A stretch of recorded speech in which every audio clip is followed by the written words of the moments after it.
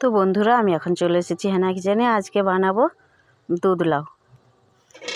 তার জন্য একটা কচি নরম লাউ নিয়েছি। দেখুন আমার বৌমা কাটছে, আমি ক্যামেরা ধরে আছি। লাউটাকে আগে ভালো করে জল দিয়ে ঘষে ঘষে ধুয়ে নিচ্ছি। লাউটা একদম নরম।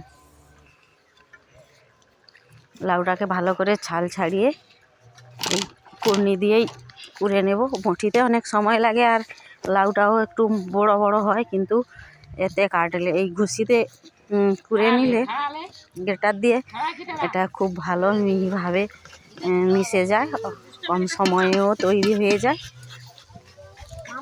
অনেকে সুজি, চালের গুঁড়ো এসব দিয়ে বানায়, আমি কিন্তু চাল বেটে বানাবো। দেখুন চালটাকে বেটে নিচ্ছি ভালো করে, শিলনোড়াতেই বেটে নিচ্ছি।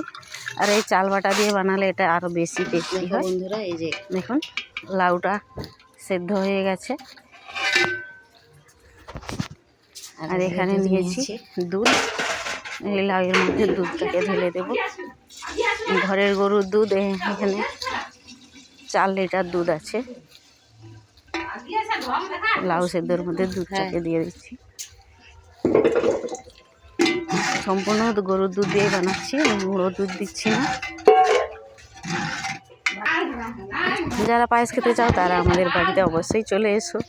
আর এখানে দেখুন চাল বাটাটাকে নিয়েছি। চাল বাটাটা এভাবে দিলে দলা পাকিয়ে যাবে, সেই জন্য চাল বাটাটাকে জল দিয়ে ভালো করে গুলিয়ে নিচ্ছি।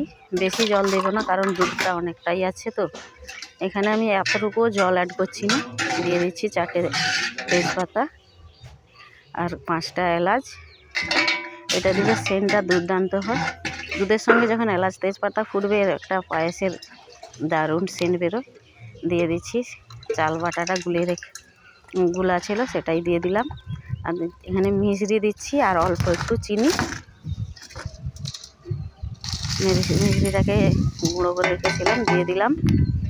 আর অল্প একটু লবণ। পায়েস যেহেতু, পায়েস জিনিসটাতেই লবণ বেশি দেওয়া চলে না, অল্প একটু লবণ দিচ্ছি। দেখুন কত সুন্দর হয়ে গেছে।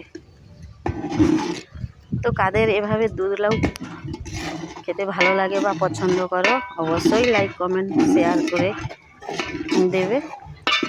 আর যদি আমার এই চ্যানেলের ভিডিওগুলো ভালো লেগে থাকে, অবশ্যই লাইক, কমেন্ট, শেয়ার করবে আর সাবস্ক্রাইব করে পাশে থাকবে। যারা অন্যভাবে বানাও, এভাবে বানাওনি কোনো দিন, তারা এভাবে একবার হলেও ট্রাই করে দেখুন কেমন লাগে। পায়েসটা হয়ে আসছে দেখুন।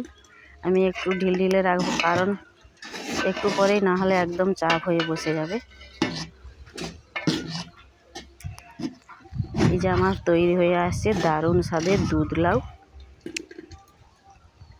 টাটা।